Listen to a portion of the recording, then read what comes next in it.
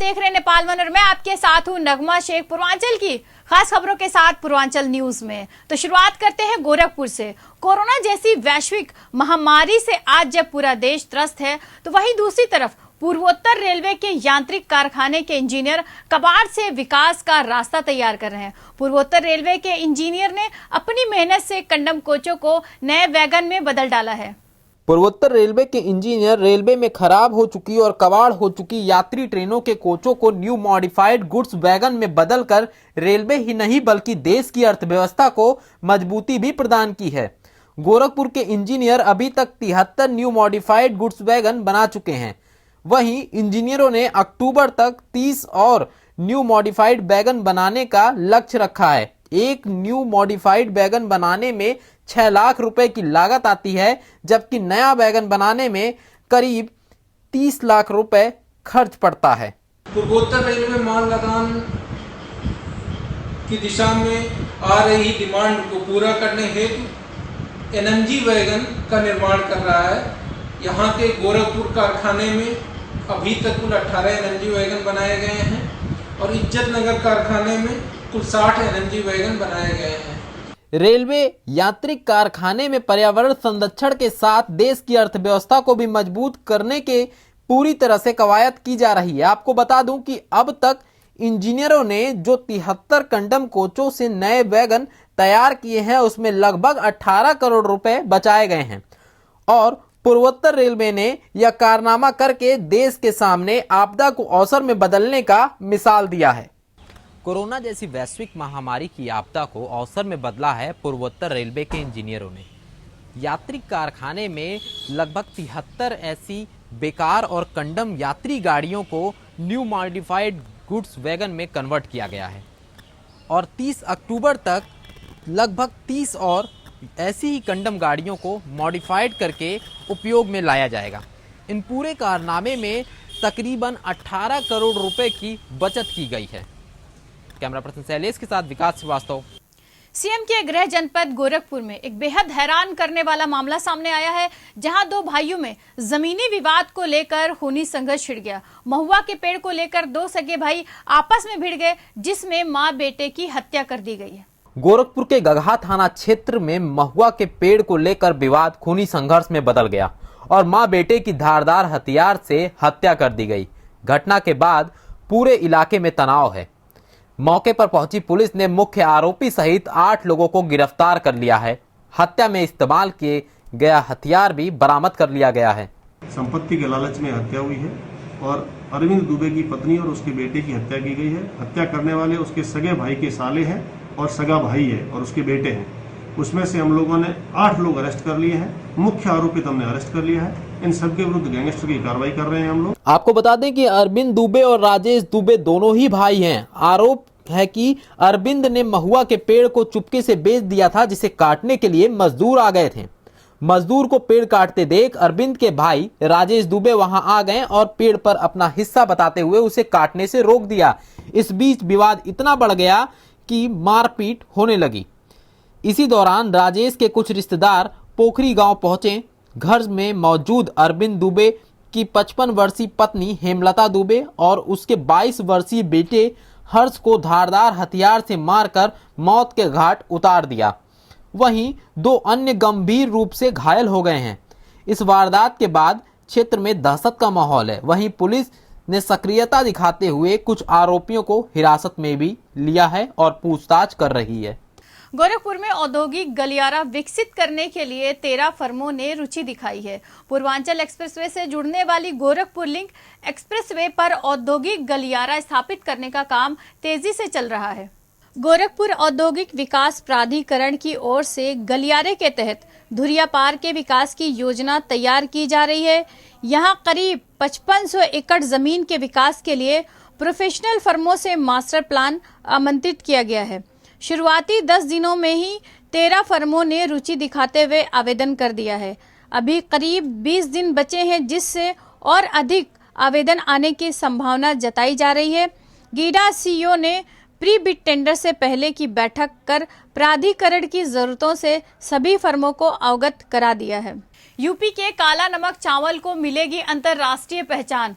क्योंकि Singapore, Germany, Dubai के लोग भी काला नमक चावल के स्वाद और सुगंध के कायल हो गए हैं। काला नमक चावल पिछले 2 वर्षों से सिंगापुर भेजा जा रहा है, लेकिन पहली बार यहां से 2 क्विंटल काला नमक चावल जर्मनी भेजा गया है। इसकी मांग अधिक है, लेकिन मांग के हिसाब आपूर्ति हो ही नहीं पा रही है।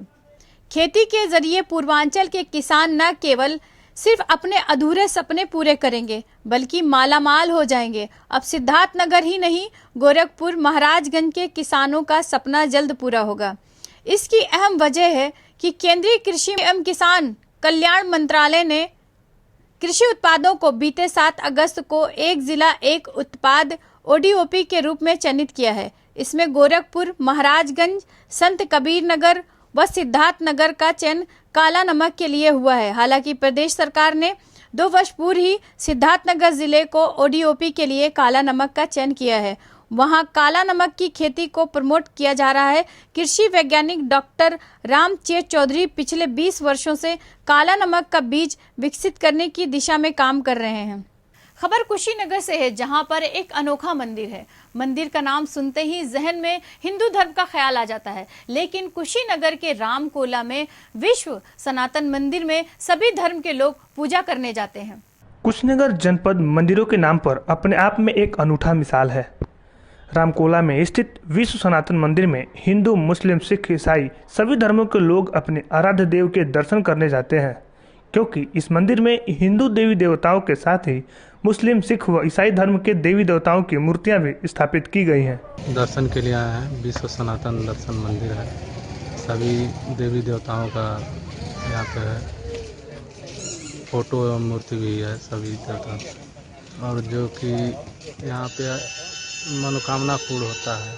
शिवलिंगाकार में बने इस मंदिर के गेट पर भगवान श्री कृष्ण जी और अर्जुन रथ पर सवार हैं।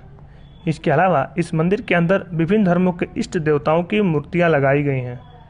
ऐसा कहा जाता है कि यहाँ के निवासी परमानंद जी अनसुईया पर्वत पर जाकर तपस्या किए, जिसके बाद उन्हें परमहंस की उपाधि मिली।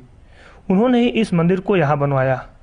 एक और खास बात यह है कि इसे साधु संतों ने स्वयं अपने हाथों से बनाया। इसके अलावा जो भी कारीगर या कामगार यहाँ काम करने आए, सभी परमानंद महाराज जी के शिष्य थे। उन लोगों ने श्रमदान देते हुए निःशुल्क कार्य किया। ऐसा माना जाता है कि यहाँ सच्चे मन से मन्नतें मांगने वालों की मुरादें पूरी होती हैं। कि जो लोग आते हैं और जो कुछ भी सोच के आते हैं मनसा, वो पूरा होता है। यहाँ पर 2 महापुरुषों की ये तपोस्थली है। एक तो स्वामी नारायणानंद जी महाराज, जो इस परमहंस आश्रम के आद्य पुरुष हैं, उनकी ये तपोस्थली है। फिर उनके शिष्य परमानंद परमहंस महाराज की ये तपोस्थली है, और यहीं पर परमहंस महाराज ने अपने गुरु से ब्रह्म ज्ञान प्राप्त किया था। सर्वधर्म समभाव का संदेश देने वाले इस मंदिर से उन लोगों को सीख लेने की जरूरत है जो मंदिर और मस्जिद के नाम पर लड़ते हैं और अपने मानसिकता से देश की अखंडता को खंडित करने का काम करते हैं। नेपाल वन के लिए कुशीनगर से राजकुमार गिरी की रिपोर्ट। कोरोना महामारी से जहां संक्रमित होने वाले लोगों की संख्या में लगातार इजाफा हो रहा है, वहीं अब इसके भय के चलते तमाम संस्थाएं भी आर्थिक रूप से बीमार हो चली हैं, जिनमें कला क्षेत्र के लोग भी अछूते नहीं रह गए हैं। कोरोना चेन को तोड़ने के लिए देश को लॉकडाउन किया गया, वहीं इसको लेकर केंद्र व प्रदेश सरकार तथा विश्व स्वास्थ्य संगठन द्वारा जारी गाइडलाइन के अनुसार सोशल डिस्टेंस के नियम बनाए गए हैं। बावजूद मरीजों की संख्या में इजाफा हो रहा है। इसके कारण जहां उत्सव, त्योहार के साथ ही शादी विवाह, सामाजिक कार्यक्रम प्रभावित हुआ है, जिसके चलते विभिन्न संस्थाओं की आर्थिक स्थिति भी बुरी तरह से प्रभावित हुई है। कला जगत से जुड़े वे कलाकार जिनकी आमदनी का जरिया ही नवरात्रि, शादी विवाह के कार्यक्रम, धार्मिक पर्व आदि पर आयोजित कार्यक्रम रहता था, वे बुरी तरह से टूट चुके हैं। बीते 6 माह से किसी भी सांस्कृतिक कार्यक्रम का आयोजन न होने के कारण आर्थिक स्थिति बहुत खराब चल रहा है। पहले हम लोग जागरण करके, कार्यक्रम करके अपनी रोजी रोटी चलाते थे। हमारे साथ जो भी कलाकार रहते थे उनकी भी रोजी रोटी उसी से चलती थी। लेकिन आज के समय में हमारी आर्थिक स्थिति इतनी खराब हो चुकी है कि किसी से कर्ज लेकर हमको अपना काम चलाना पड़ रहा है। इस समय जो कोरोना काल चल रहा है, इस समय बहुत हम लोग परेशान हैं। बैंड, रथ, रोड लाइट का कोई भी मार्च से हम लोग बैठे हुए हैं। भोजपुरी गीतों, भजनों का एल्बम एवं प्रचार प्रसार की रिकॉर्डिंग करने वाले स्टूडियो मालिकों की भी दशा निरंतर खराब होती जा रही है। कोरोना के कहर के चलते कला क्षेत्र पूरी तरह से प्रभावित है। इससे जुड़े साजिंदे और कलाकार काम न मिलने के चलते काफ़ी परेशान हैं। अगर शीघ्र ही हालात नहीं बदले तो ये भूखमरी के कगार पर आ जाएंगे। कुशीनगर से दिनेश कुमार तिवारी। दुनिया में सबसे ज्यादा सड़क हादसे हमारे देश में ही होते हैं, लेकिन कोरोना काल में सड़क हादसों को लेकर एक अच्छी खबर सामने आई है। दरअसल लॉकडाउन के चलते सड़क हादसों में भारी कमी आई है। कोरोना काल में सड़क हादसों में होने वाली मौतों और घायलों की संख्या में भारी कमी दर्ज की गई है। आईजी प्रयागराज रेंज के मुताबिक रेंज के 4 जिलों प्रयागराज, कौशाम्बी, प्रतापगढ़ और फतेहपुर में जहां वर्ष 2018 में शुरुआती 6 महीनों में 1865 सड़क हादसे हुए थे, वहीं वर्ष 2019 में 1887 सड़क हादसे हुए थे, जबकि कोरोना काल में इस साल अब तक महज 1323 सड़क हादसे हुए हैं। वहीं इन हादसों में मरने वालों की संख्या में भी भारी कमी आई है। एक्सीडेंट होने के बाद और जितनी देर में वो पहुंच जाता है हॉस्पिटल, लगभग 2 घंटे की दूरी को वो गोल्डन आवर्स मानते हैं। तो इसको में हम लोगों ने थोड़ा सा ध्यान दिया इसको लेकर के, तो लगभग 3/4 घटनाएं, माने 1/4 की कमी हुई, 25% की दुर्घटनाओं में कमी आई है। तो ये एक बहुत प्रोग्रेसिव, एक अच्छा रिजल्ट है। और अगर ये ट्रेंड अच्छा रहा, इसी तरह से लोग ध्यान दें, तो दुर्घटनाओं में कमी आ सकती है और ये हमारी रेंज में अच्छा काम हुआ है। कोरोना काल में सड़क पर गाड़ियां कम होने के चलते हादसे के बाद घायलों को अस्पताल जल्दी पहुंचाया जा रहा है, लेकिन जरूरत है लोगों में ट्रैफिक नियमों के प्रति जागरूकता करने की। आलोक सिंह, प्रयागराज। खबर वाराणसी के पांडेपुर से है। वीडीए के स्वामित्व की भूमि राय साहब का बगीचा फर्जी दस्तावेज से हड़पने के आरोप में वाराणसी के कैंट पुलिस ने 4 लोगों को गिरफ्तार कर लिया है। आरोपितों ने 1 करोड़ रुपए भी निकाल लिया था। वाराणसी विकास प्राधिकरण की वर्ष 2002 में उक्त भूमि पर विभूति नगर योजना प्रोजेक्ट शुरू किया गया, लेकिन न्यायालय की ओर से स्थगन आदेश के उपरांत संगठित भूमाफियाओं ने आपराधिक षड्यंत्र कर अवैध दस्तावेजों की मदद से भूमि पर मालिकाना हक व कब्जा साबित करके कब्जा कर लिया था। अभियुक्तों ने फर्जी तरीके से वसीयतनामा बनवाया, जमीन के संबंधित अवैध कागज तैयार करवाए और जमीन के भूखंड और अवैध तरीके से 2 अलग अलग लोगों को बेच दी गई और अब इन पूरे मामले को लेकर पुलिस की तरफ से कार्रवाई की गई है और अभियुक्तों को गिरफ्तार भी कर लिया गया है। ऐसे इंस्ट्रूमेंट्स बनाना जिसमें बहुत सारा एक आपराधिक षड्यंत्र साफ साफ दिख रहा हो, ये सभी इस आपराधिक षड्यंत्र की पुष्टि करती हैं। इस संबंध में गिरफ्तारियां की गई, आने वाले समय में और भी गिरफ्तारियां की जाएंगी और इसके पीछे जो भी लोग होंगे, जो भी कंपनीज होंगी, उनके खिलाफ कार्रवाई की जाएगी। उनके खिलाफ भूमाफिया उनको चिन्हित करते हुए अन्य विधिक कार्रवाई भी हम लोग करने पर विचार कर रहे हैं। हालांकि इस पूरे मामले में पुलिस की तरफ से कार्रवाई करने की बात तो की जा रही है, लेकिन यह घटना कोई नई नहीं है। कभी सरकारी जमीनों का अधिकारियों द्वारा बंदरबाट किया जाता है तो कभी भूमाफियाओं द्वारा कब्जा किया जा रहा है। वाराणसी से मनीष चौरसिया की रिपोर्ट।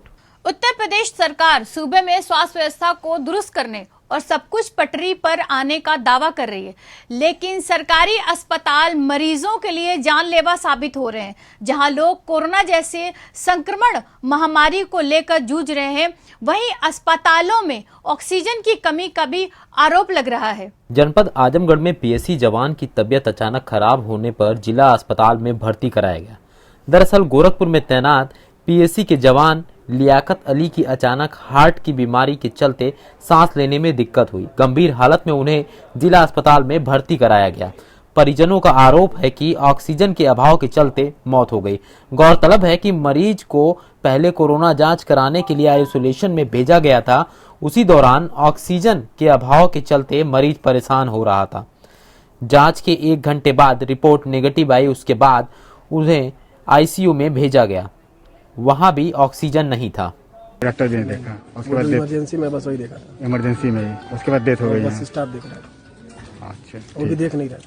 कहा कि ऑक्सीजन नहीं उपलब्ध है। उसके बाद कहा उन्होंने कि पहले कोरोना टेस्ट करा लीजिए, तभी प्राइवेट हॉस्पिटल वाले एडमिट लेंगे। कोरोना टेस्ट के लिए आए, यहाँ 1 घंटे लग गए कोरोना टेस्ट होने में। टेस्ट में निगेटिव आया है। और उसके बाद उन्होंने ऑक्सीजन के लिए यहाँ कोरोना आइसोलेशन वार्ड में हमने कहा ऑक्सीजन लगाने के लिए, तो उन्होंने लगाया, ऑक्सीजन चल ही नहीं रहा है। वहीं जिला अस्पताल के प्रमुख चिकित्सा अधीक्षक ने बताया कि जिला अस्पताल में ऑक्सीजन की कमी नहीं है, लेकिन फिर भी जांच की जा रही है। जो भी मामला जांच में आएगा उसके अनुसार कार्रवाई की जाएगी। ऑपरेशन के लिए बोला गया होगा, ऑक्सीजन कंसंट्रेशन हो तो पल्स ऑक्सीमीटर से जो इस तरह के सांस फूलने वाले इनके मरीज होते हैं उनकी SpO2 ऑक्सीजन कंसंट्रेशन कम हो जाती है, उसी को वो दूसरे बोलते। तो क्या इस पर जांच भी की जाएगी? नहीं, जांच बैठा दिया, जो आरोप लगाया गया है मुखर्जी द्वारा, अरे उसकी जांच बैठा दिया गया। डॉक्टर हरिओम श्रीवास्तव और डॉक्टर AK सिंह उसकी जांच कर। यूपी में सत्ता परिवर्तन तो जरूर हुआ, पर सिस्टम में अभी भी सुधार नहीं हुआ है। राशन वितरण में अनियमितता जनपद बस्ती के कोटेदारों को भारी पड़ गई। जिला पूर्ति अधिकारी ने 30 कोटेदारों के खिलाफ कार्रवाई की है। साथ ही 2,47,454 रुपए का जुर्माना भी कोटेदारों से वसूल किया गया। उन्होंने कहा कि शासन की मंशा के अनुरूप आम जनमानस तक खाद्यान्न पहुंचाने में लापरवाही करने वाले किसी भी हाल में बख्शे नहीं जाएंगे। योगी सरकार ने कोरोना महामारी के इस दौर में राशन वितरण में लापरवाही को लेकर सख्त निर्देश दिए हैं। हर हाल में लोगों को उनकी पात्रता के अनुसार खाद्यान्न सही समय और मात्रा में उपलब्ध कराना होगा। इस कड़ी में जिला पूर्ति अधिकारी ने लापरवाह कोटेदारों पर अनियमितता के मामले में कार्रवाई की है। इसमें 3 कोटेदारों पर 3/7 के तहत FIR दर्ज कराई गई है। साथ ही 16 उचित दर की दुकानों को निलंबित कर दिया गया है। वहीं 11 दुकानों पर निरस्तीकरण की कार्रवाई की गई है। इतना ही नहीं, कम अनियमितता पाए जाने पर कुछ कोटेदारों पर जुर्माना भी लगाया गया है। सभी कोटेदारों को स्पष्ट रूप से ये संदेश भी दिया गया है कि किसी भी अनियमितता किए जाने पर कठोर कार्रवाई की जाएगी। जब से ये अभियान शुरू हुआ 2 बार वितरण का, तो हम लोगों ने काफ़ी जगह चेकिंग कराई। जहां पर अनियमितताएं पाई गई वहां पर कार्रवाई भी की गई है। कोरोना महामारी के दौर में 2 चरणों में राशन वितरण का निर्देश शासन ने दिया है। इसके पहले चरण में शुल्क और दूसरे चरण में निःशुल्क राशन वितरण किया जा रहा है। 2 चरणों में राशन वितरण शुरू होने के बाद शासन स्तर, जिला स्तर और तहसील स्तर और भी वितरण का कड़ाई से पालन कराया जा रहा है। वहीं जब राशन वितरण की जांच की गई तो कई जगह अनियमितता सामने आई, जिसके बाद अधिकारी ने साफ संदेश दिया है कि खाद्यान्न लोगों का अधिकार है। कोटेदार अगर सही समय और मात्रा में खाद्यान्न नहीं मिलता है तो इसकी शिकायत बेझिझक करें। जो भी दोषी कोटेदार होंगे उनके खिलाफ कार्रवाई की जाएगी। खबर आजमगढ़ से। आजमगढ़ में घाघरा नदी के उफान के चलते सैकड़ों गांव पानी से डूबे। लाखों की आबादी बुरी तरीके से प्रभावित है। प्रशासन भले ही सुविधाओं को आंकड़ों के हिसाब से सही बताने में जुटा है, लेकिन स्थानीय स्तर पर लोगों को समस्याओं का सामना करना पड़ रहा है। प्रशासन के आंकड़ों पर गौर करें तो कुल 236 गांव बाढ़ प्रभावित हैं, जिसकी जनसंख्या 63,686 है। 12 गांव के निवासियों को बाढ़ सरलाले पर लाया गया है। 65 बाढ़ सरलाले की स्थापना की गई है, जिसमें 7 संचालित हैं, 10 बाढ़ चौकी संचालित हैं। वहीं 24 घंटे कंट्रोल रूम का नंबर जारी किया गया है। बाढ़ सरलालियों में 514 लोग रह रहे हैं। कुल बाढ़ प्रभावित क्षेत्रफल 7,266.55 हेक्टेयर है। अब तक 340 नावें लगाई गई हैं। 1 NDRF की टीम, 2 PSC की फ्लड बटालियन लगाई गई है एवं 10 मेडिकल की टीमें लगी हैं। हमारे कुल 62 गांव हैं जिनका संपर्क मार्ग टूटा हुआ है, मरून हो गए हैं, और ऐसे 58 गांव हैं जिनकी कृषि प्रभावित हुई है, और बाकी 62 गांव और हैं जिनमें जलभराव से आबादी और कृषि दोनों किसी न किसी तरह से प्रभावित है। प्रशासन के आंकड़ों पर गौर करें तो सभी कुछ दुरुस्त नजर आ रहा है, लेकिन अगर स्थानीय लोगों से बात करें तो हालात बद से बदतर हैं।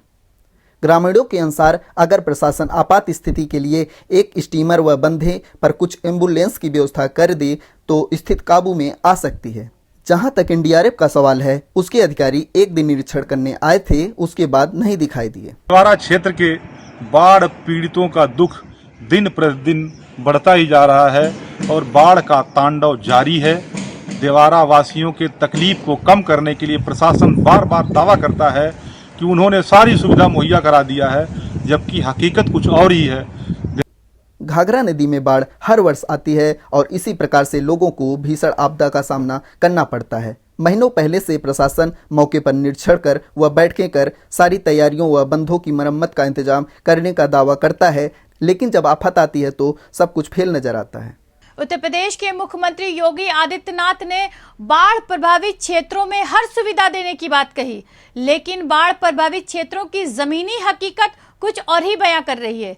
जानवरों के लिए ना तो चारा है, न ही पीने के लिए शुद्ध पानी। प्रशासन की तरफ से एक बार राहत सामग्री वितरित करने के बाद इन बाढ़ पीड़ितों की सुध लेने की भी फुर्सत नहीं अधिकारियों के पास।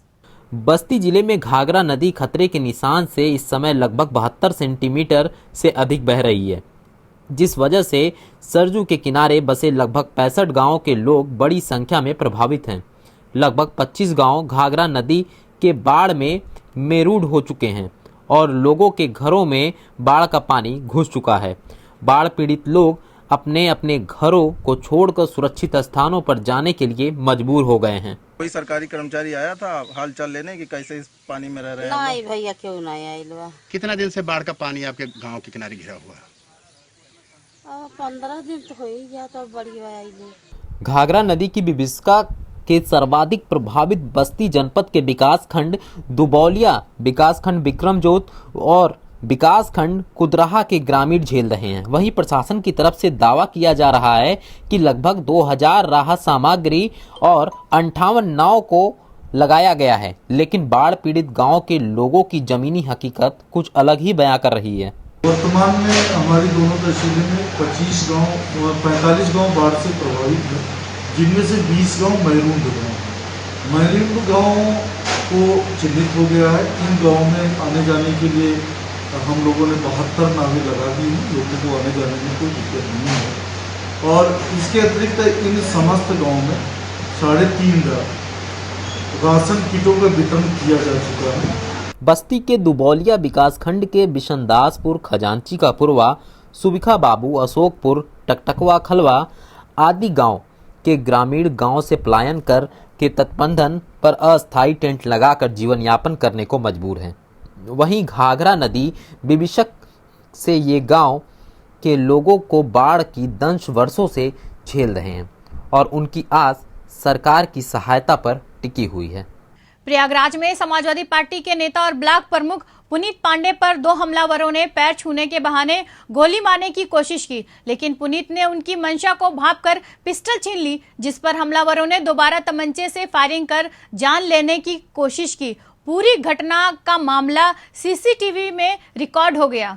सीसीटीवी फुटेज में साफ नजर आ रहा है कि अगर ब्लॉक प्रमुख पुनीत ने तेजी व समझदारी न दिखाई होती तो हमलावर बेहद नजदीक से उन्हें गोली मार देते। यह सनसनीखेज वारदात प्रयागराज शहर से करीब 65 किलोमीटर दूर जंघई कस्बे की है। यहां समाजवादी पार्टी के नेता और प्रतापपुर के ब्लॉक प्रमुख पुनीत पांडे 22 अगस्त की शाम करीब 7 बजे अपने फार्म हाउस में मैनेजर व एक अन्य सहयोगी के साथ बैठे हुए थे। तभी 2 लोग अंदर आए। पंकज सिंह नाम का एक युवक आगे बढ़कर उनका पैर छूने के लिए झुका। झुकते ही उसने अपनी कमर में लगी पिस्टल पर जैसे ही हाथ रखा, पुनीत ने तेजी दिखाते हुए उसे छीन लिया। पुनीत और साथ बैठे लोग जब तक संभलते तब तक हमलावर फिर तमंचे से हमले की कोशिश की। उसने पैर छूने के बहाने और तब और अपना असलहा निकाल रहा था। मेरी नज़र तब तक उसके हाथ पे चढ़ गई और हमने असलहा छीन लिया उससे। छीना झपटी हुई और असलहा हमने छीन लिया। तो थोड़ा सा सहम के पीछे हटा। पीछे हटने के बाद उसने फिर अपनी दूसरी पिस्टल निकाली, चार्ज करी और चार्ज करने के बाद चलाया तो गोली नहीं चली, मिस हो गई। फिर वो चलाते ही हुए वो कोशिश करते हुए बाहर की तरफ भागा। बाहर भी उसने 2-3 बार चलाने की कोशिश करी, गोली नहीं चली।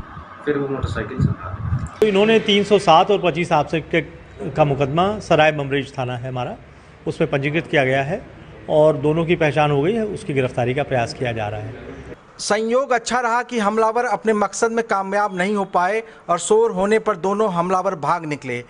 ब्लॉक प्रमुख की शिकायत पर प्रयागराज पुलिस ने एफआईआर दर्ज कर अपनी तफ्तीश शुरू कर दी है। फिलहाल आरोपियों को गिरफ्तार नहीं किया जा सका है।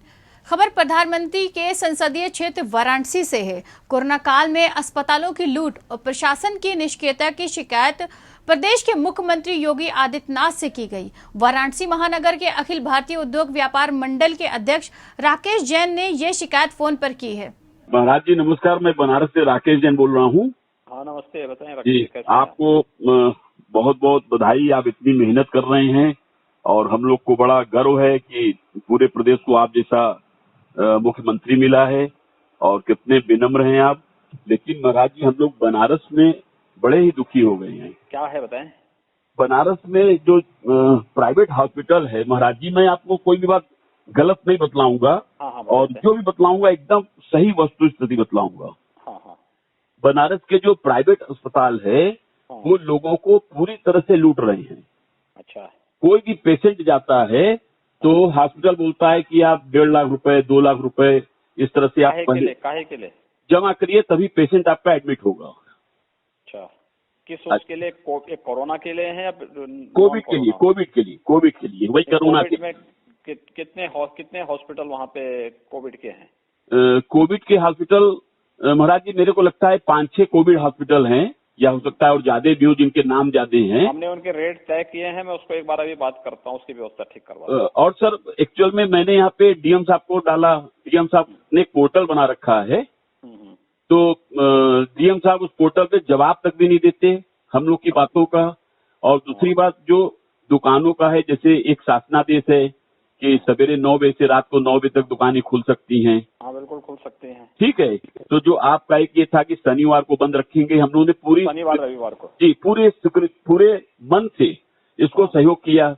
अब डीएम साहब 20 दिन में कम से कम 10 बार चेंज कर चुके, कभी वो 11 से 6 कर देंगे, कभी 11 से 5 कर देंगे। वो नहीं होना चाहिए। वो सुबह मैं भी बोल दे रहा हूँ 9 बजे से शाम 9 बजे तक आप खोल सकते हैं जी, और 5 दिन खोल सकते हैं कंटेनमेंट जोन को छोड़ करके, जहाँ पे मामले हो जो कंटेनमेंट जोन बन जाए उसको छोड़ करके। जी मैं भी बोल दे रहा हूँ कंटेनमेंट जोन भी 100 मीटर से ज्यादा नहीं होना चाहिए जी, वो भी हम बोल दे रहे हैं उसको अभी। ये देखिए कितनी मेरे को संतोष हुआ आपसे, डीएम साहब पोर्टल पे जवाब तक नहीं देते। हम बोलते हैं बीच में हफ्ते में 2 दिन दुकान खोल रहे थे, मतलब दाया बाया पटरी करके। तो हम लोग बड़े नहीं भैया सब खोलो, जो कंटेनमेंट जोन को छोड़ के बाकी पूरा 5 दिन खोलो। हम लोग बड़े त्रस्त हो गए हैं। हम आपको फैक्ट बतला मत करिए, नहीं तो मैं किसी दिन में स्वयं ही आ रहा हूँ वहाँ पे। पूर्वांचल न्यूज में आज बस इतना ही। कल फिर होगी आपसे मुलाकात। नमस्कार।